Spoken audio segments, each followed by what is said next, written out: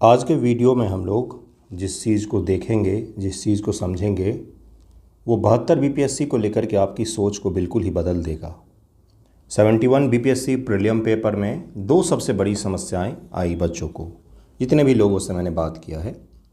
पहला तो है साइंस और दूसरा है करंट अफेयर।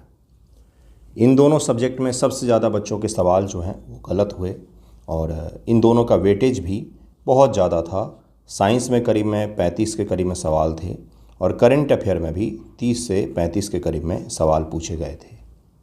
तो ये दोनों पेपर मिला करके, दोनों भाग अगर मिला लें हम लोग, तो अप्रॉक्स 50% के करीब में पेपर यही आया हुआ था।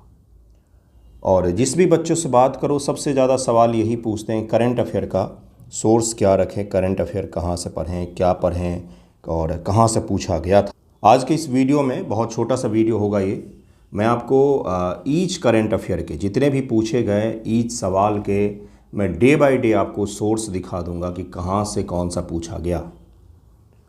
एक मैगज़ीन है जिससे करीब में 85% सवाल पूछे गए हैं और दो न्यूज़पेपर हैं जिससे 100 के करीब में सवाल पूछे गए हैं, मतलब 100% सवाल पूछे गए हैं करंट अफेयर के। करंट अफेयर के अगर 20 सवाल आए हैं तो 20 के 20 उस दो न्यूज़पेपर को कवर करेंगे तो आपका हो जाएगा। हाँ, ये ज़रूर है कि कुछ सवाल जो है वो बियॉन्ड 1 ईयर का लिमिटेड जो लगा हुआ है प्रीलिम के लिए कि आप 1 साल का करंट पढ़ें, उससे भी सवाल ज़रूर पूछा गया है। लेकिन मुख्य हिस्सा जो है सवाल का 95% ज़्यादा सवाल 1 ईयर के करंट से ही पूछा गया है। दो चीज़ें इस एनालिसिस से निकल करके आएंगी आपके लिए कि क्या पढ़ना है, कहाँ से पढ़ना है।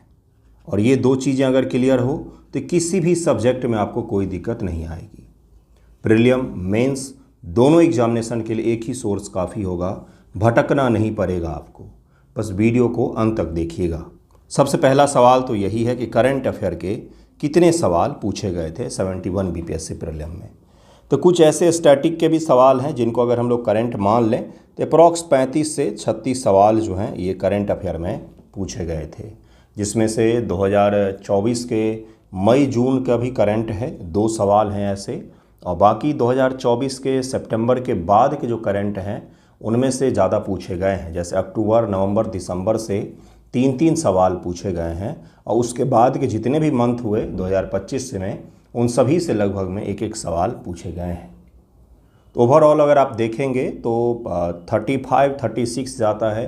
कुछ सवालों को अगर आप हटाएंगे तो 31-32 के करीब में सवाल निश्चित तौर पर करंट अफेयर से पूछे गए हैं, जिसमें बिहार का हिस्सा भी है इस बार, क्योंकि बिहार की कई सारी योजना, कई सारी लॉन्ग टर्म की पॉलिसी को मिला करके 5 से 6 सवाल बिहार स्पेशल के करंट अफेयर से पूछा गया है मिनिमम, अगर हम लोग कंप्लीट करंट अफेयर के सवालों को ही लें तो।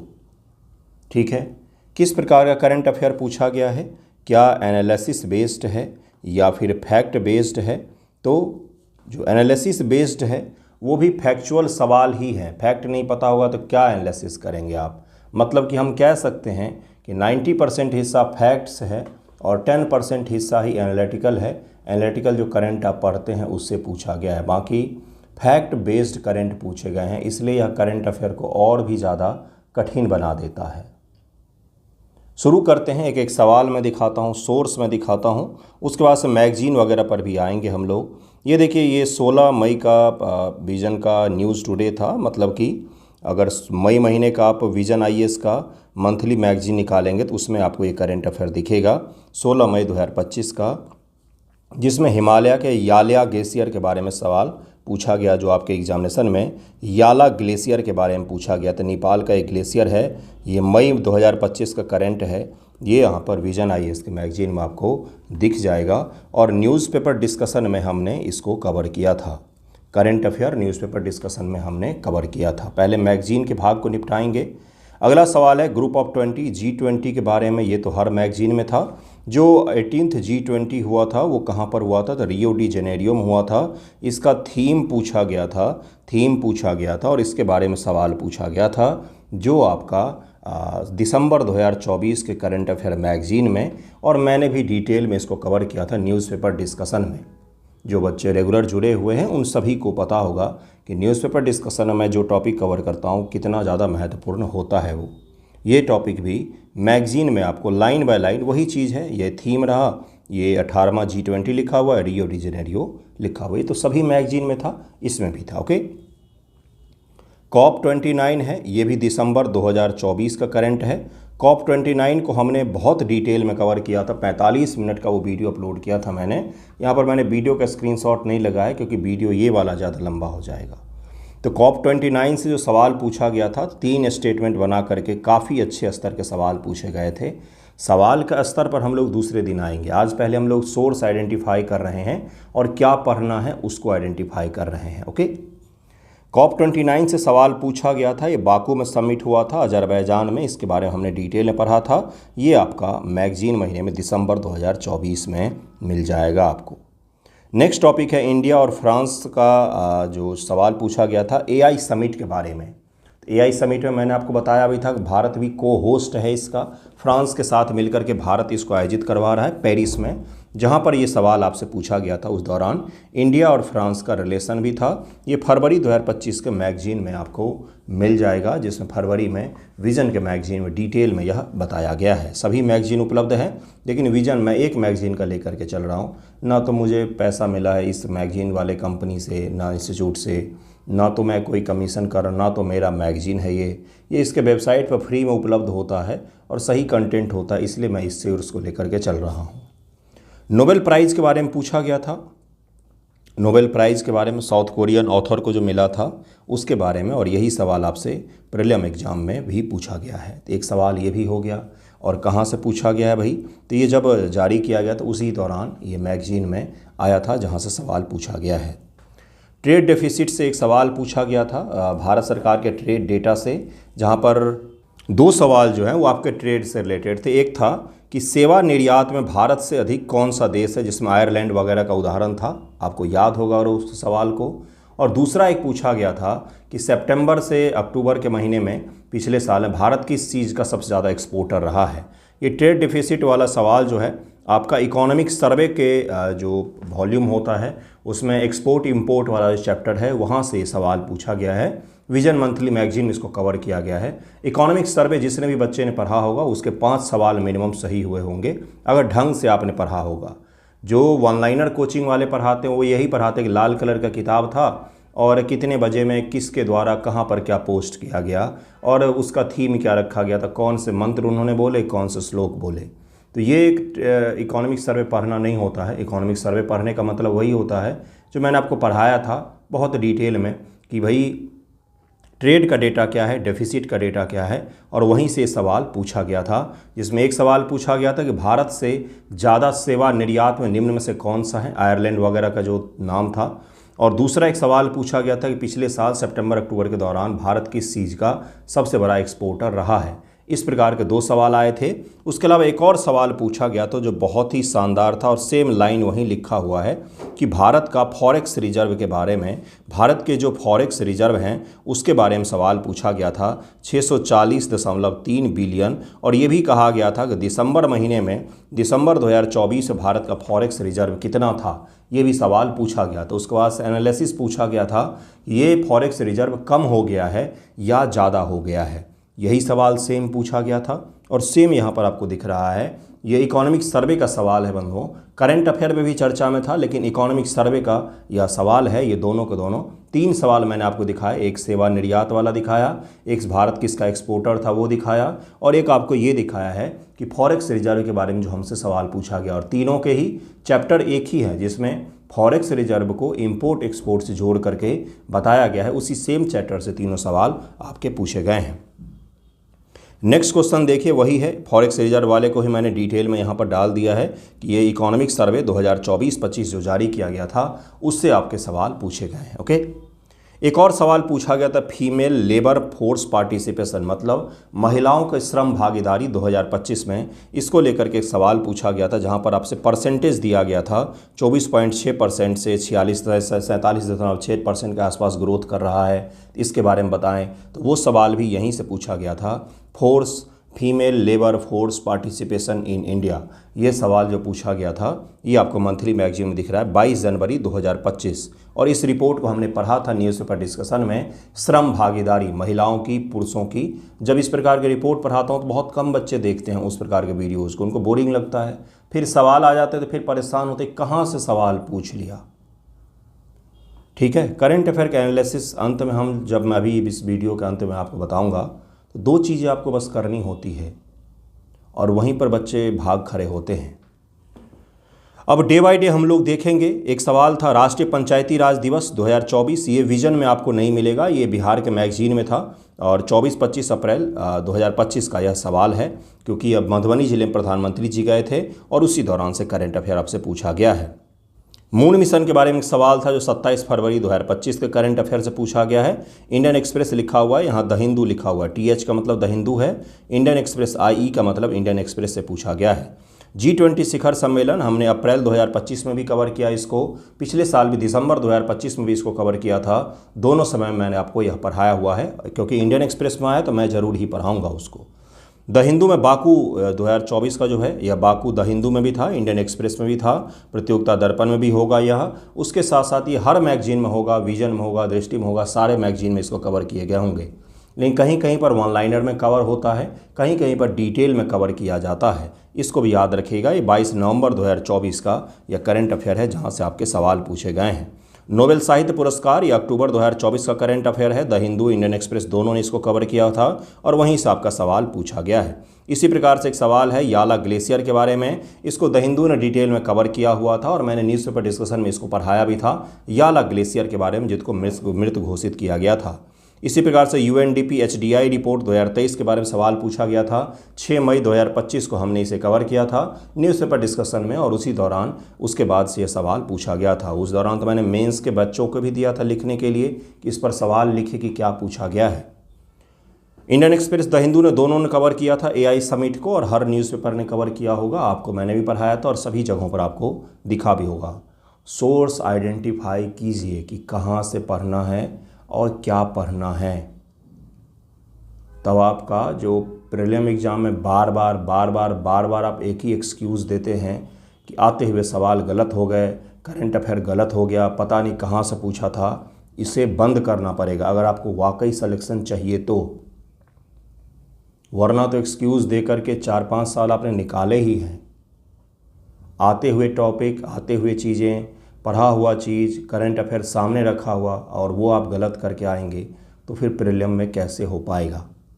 कठिन सवालों का सामना कीजिए और सच्चाई को देखते हुए आगे बढ़ेंगे हम लोग।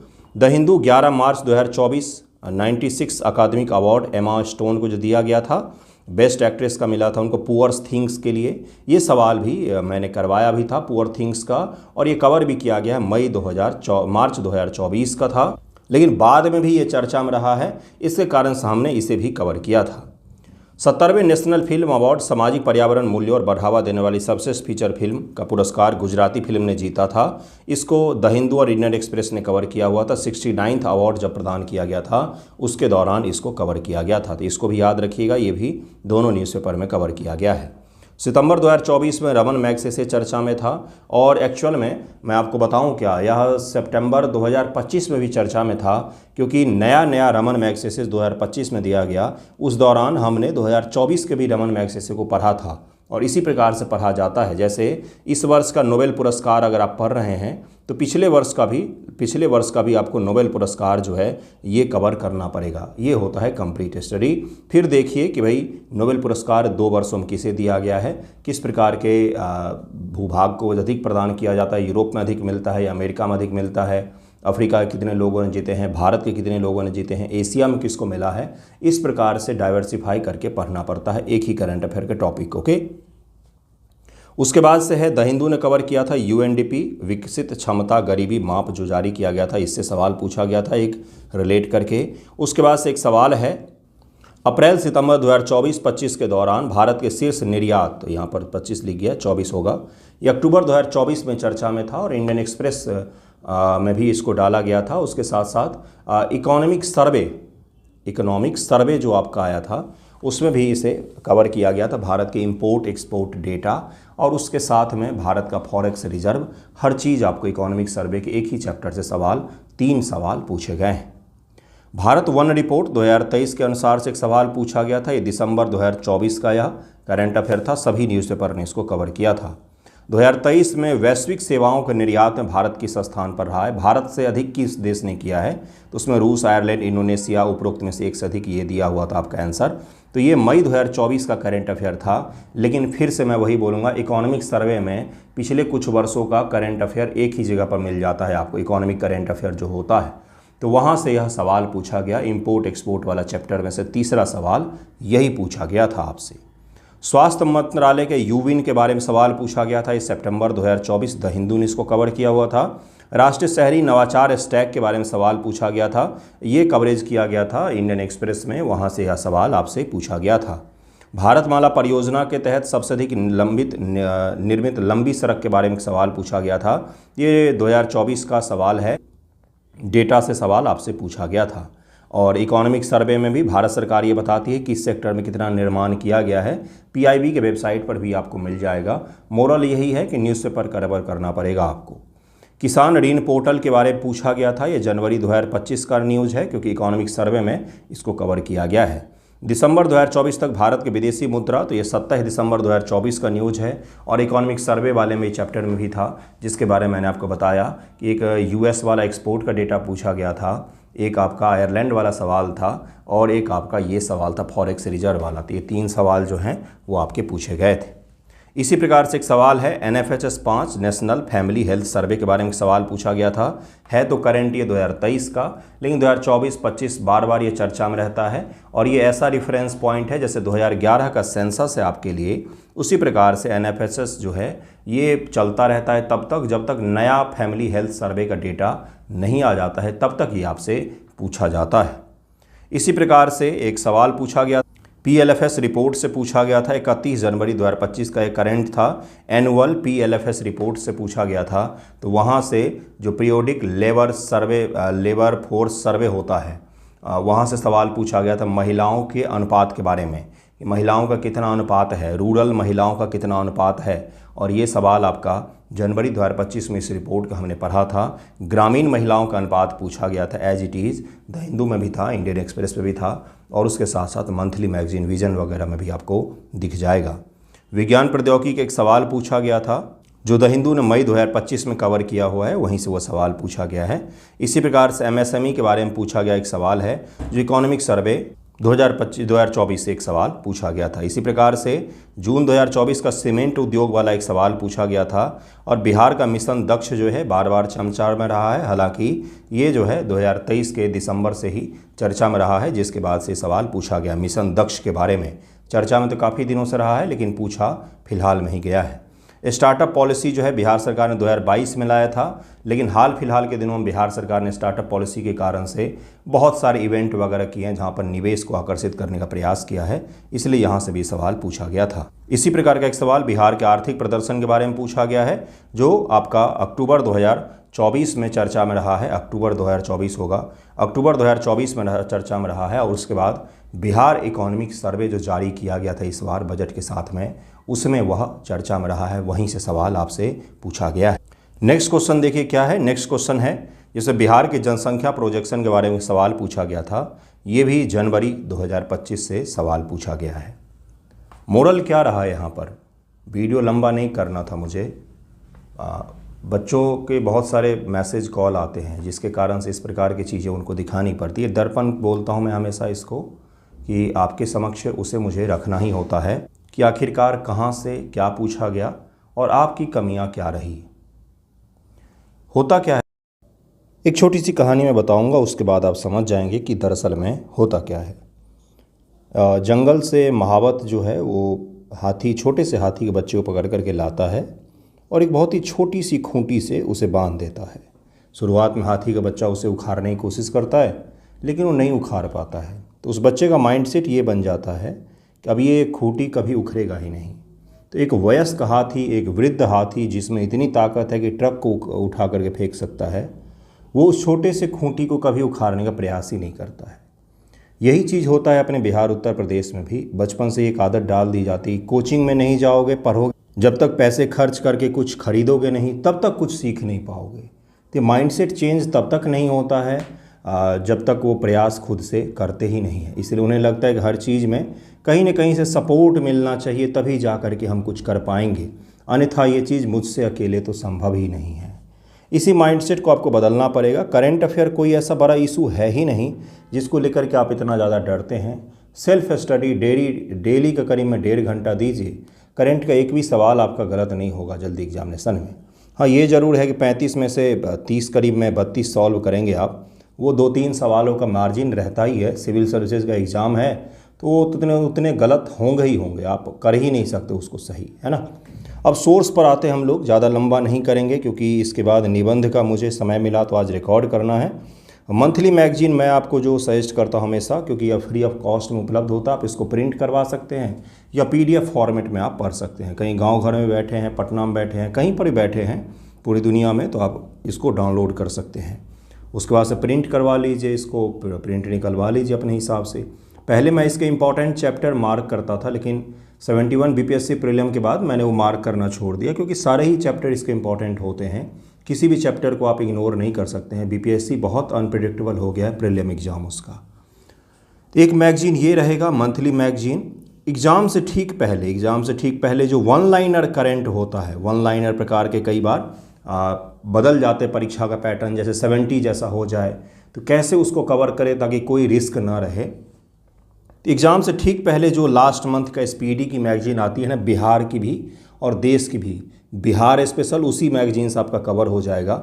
Day by day Bihar special cover मत कीजिए, बस योजना, इकोनॉमिक सर्वे, बजट और एक कोई भी मैगजीन SPD लास्ट मंथ जो आती है एग्ज़ाम से ठीक पहले, उस SPD बिहार को उठा लीजिए और SPD नेशनल इंटरनेशनल उठा लीजिए, उससे आपका वन लाइनर कवर हो जाएगा। और बाकी आप मंथली मैगजीन कवर कीजिए, प्रीलिम मेंस दोनों के लिए सारे ओर से लेकर छोर तक सारे चैप्टर्स पढ़ने होते हैं।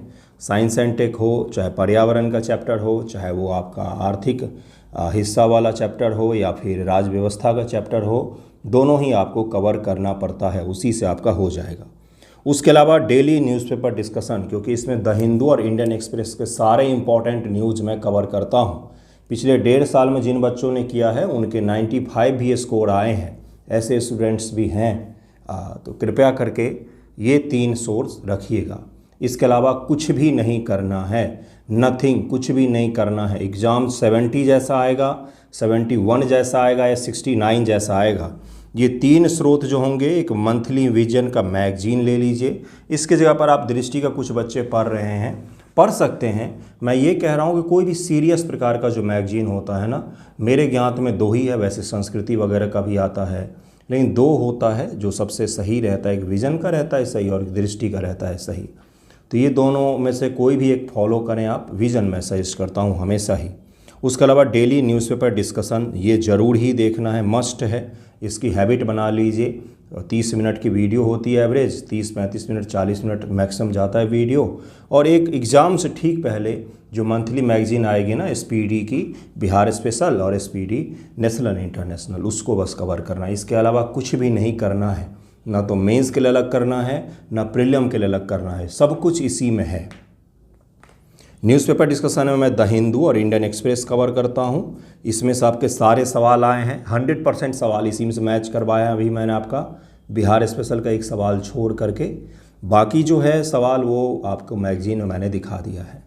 अब इससे ज़्यादा और क्लियरली क्या मैं दिखाऊँ मुझे समझ में नहीं आ रहा है, लेकिन ये सबसे बेस्ट रहेगा। 72 BPSC के लिए अगर आपको डेली आंसर राइटिंग से जुड़ना हो, करंट अफेयर इत्यादि का भी उसमें आंसर राइटिंग होगा, तो 1 दिसंबर से कल से शुरू हो रहा है, आप जुड़ सकते हैं, बहुत बेहतर रहेगा वो आपके लिए। Okay, thank you so much आप सभी का वीडियो देखने के लिए।